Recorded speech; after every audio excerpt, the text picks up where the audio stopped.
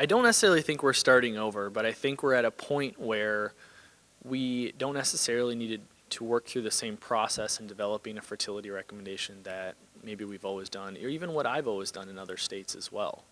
We have a really strong group of young faculty at U of I and an engaged group of farmers and agronomists around the state that I think we can come together and say, what didn't we think about before?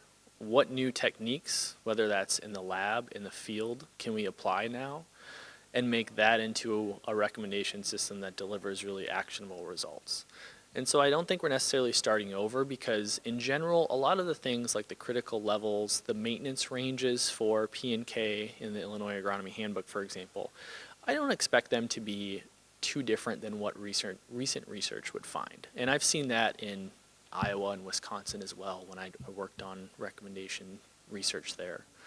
And so I think the biggest change is probably needing to get to a resolution that makes more sense for a given farm in a given township in a given county.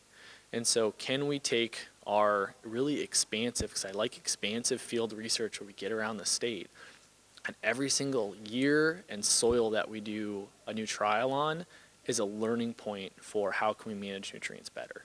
So the larger efforts that we can get together collectively and collaborate, those can lead to, I think, recommendation systems that'll probably look a little bit different because they're very granular in how they can, in how they can recommend a practice or at least be a good starting point.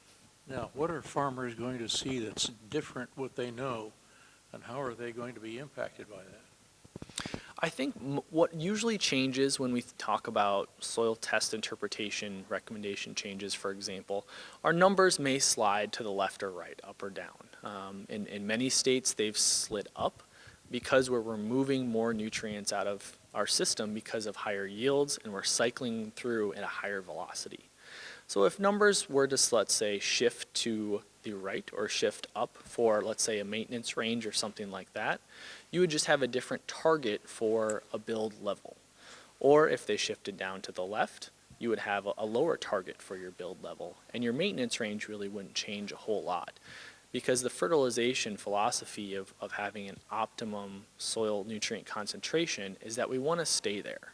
And so in our maintenance range, we're usually applying what the crop removes. That's not really a big change in philosophy. Now, are the farmers going to have to take more soil tests more often?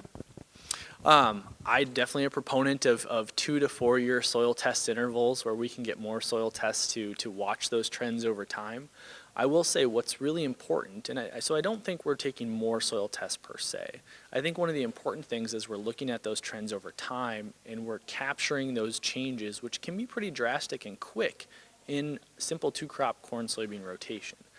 Especially if we're in high yield levels, we can draw down soil nutrient levels fairly quickly in terms of, let's say, potassium. So if we're only soil sampling every 4 years, it's hard to expect and predict the soil response to that removal. One other thing to consider is we usually use 1 or 2 values on saying I removed or applied this amount of nutrient, so my soil test level should be this. We know those vary quite a bit depending on where you're starting at, depending on if you're building up or drawing down nutrient concentrations.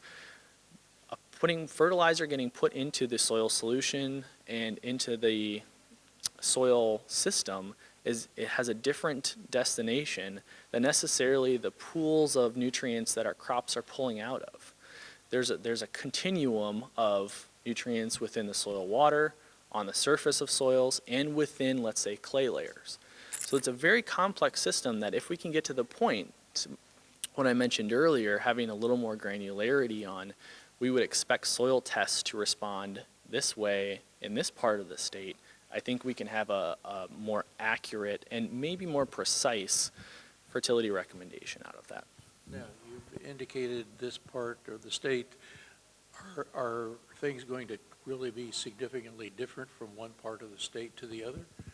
I know soils are certainly different, but will this process be any different from northern Illinois to southern Illinois? I'm not sure there would be a difference in magnitude of what we already see. So we already see differences in, let's say, economic optimum nitrogen rates they're lower in the northern part of the state and they increase as we move south. That necessarily wouldn't be something that I would expect to see change. Certainly when we think of younger versus older soils being able to hold more or less nutrients, that doesn't change as well, just maybe some of the numbers behind them. Do we need farmer help in any of this, or will somebody who is very interested in what you're doing, do they need to volunteer their field or their numbers or anything? Certainly. One of the important points is that we want to engage farmers and agronomists and stakeholders around the state now when we're planning research that will go into things like updating the Illinois Agronomy Handbook.